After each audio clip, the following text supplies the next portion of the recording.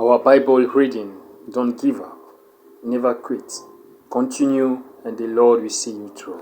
Amen. Continuing conquest of Canaan. After the death of Joshua, it came to pass that the children of Israel asked the Lord, saying, "Who shall be first to go up for us against the Canaanites to fight against them?" And the Lord said, "Judah shall go up. Indeed, I have delivered the land into his hand." So Judah said to Simeon, his brother, "Come out with me to my allotted territory, that we may fight against the Canaanites, and I will likewise go with you to your allotted territory." For then Judah went up, and the Lord delivered the Canaanites and the Perizzites into their hand, and they killed 10,000 men at Bezek. 5. And he found Adoni-Bezek in both against him, and defeated the Canaanites and the Perizzites. 6. Then Adoni-Bezek fled, and they pursued him, and caught him, and cut off his thumbs and big toes. 7. And Adoni-Bezek set 70 kings with their thumbs and big toes cut off you to gather scraps under my table. As I have done, so God has repaid me. And now the children of Judah fought against Jerusalem and took it. They struck it with the edge of the sword and set the city on fire. 9. And afterward the children of Judah went down to fight against the Canaanites who dwelt in the mountains in the south and in the lowland.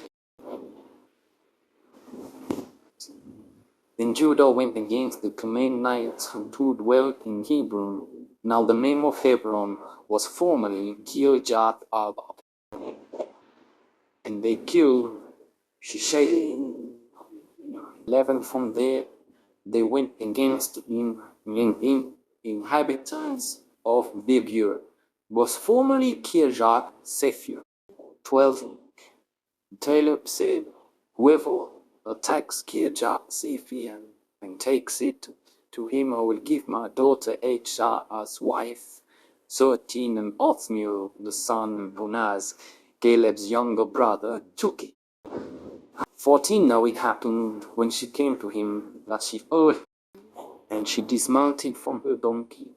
And Caleb said to her, "What do you wish?" 15. So she said to him, "Give me a blessing. Since you have given me land in the south, give me also springs of water."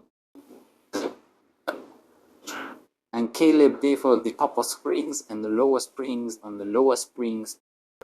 Now the children of Judah, Moses' father-in-law, went up from the city of palms with the children of Judah, the wilderness of Judah.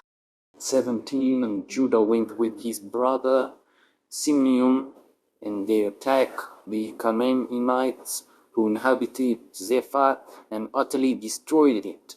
So the name of the city was called Hormah. 18. Also Judah took Gaza with its territory, Ashkelon with its territory, and Ekron with its territory.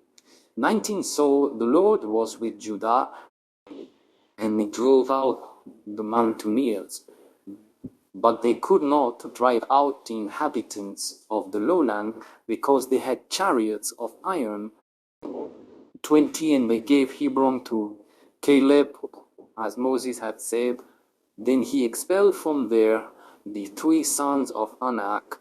21. But the children of Benjamin did not drive out the Jebusites, for the guards saw a man coming out of the city, and they said to him, "Show us where we can enter the city, and we will spare you." 25. He showed them where they could enter the city, and they struck the city with the edge of the sword, but they let this man and all his family go free. 26. This man went to the land of the Hittites. He built a city and named it Luz, a name it has borne to this day.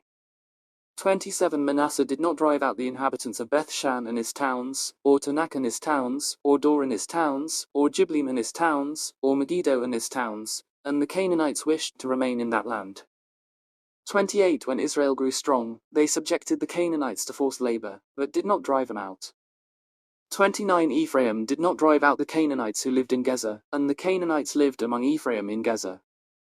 30 Zebulun did not drive out the inhabitants of Kitron, nor the inhabitants of Nahalol, and the Canaanites lived among Zebulun, but they were subjected to forced labor. 31 Asher did not drive out the inhabitants of Achor, nor the inhabitants of Sidon, nor those of Arlah, of Atzib, of Helba, of Aphik, and of Rehob.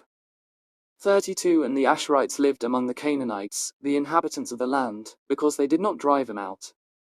33 Naphtali did not drive out the inhabitants of Beth Shemesh, nor the inhabitants of Beth Anath, and he lived among the Canaanites, the inhabitants of the land, but the inhabitants of Beth Shemesh and Beth Anath were subjected to forced labor. 34 The Amorites pushed back the sons of Dan into the hill country, and did not allow them to come down to the plain. 35 The Amorites wished to stay at Harhez, at Aijalon, and at Shalbim, but the hand of the house of Joseph pressed hard upon him, and they were subjected to forced labor. 36 The territory of the Amorites was from the ascent of Akrabim, from Selah and upward. Join us in exploring God's Word. In Judges chapter 1, we see the Israelites stepping into the promised land, but their journey is not yet complete.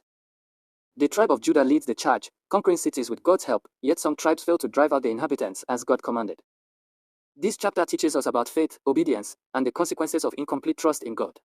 I, Gilbert of Jesus, a faithful man of God, invite you to grow in your knowledge of the Bible. Join me as we dive deeper into God's Word and uncover His truth together. Subscribe and stay blessed.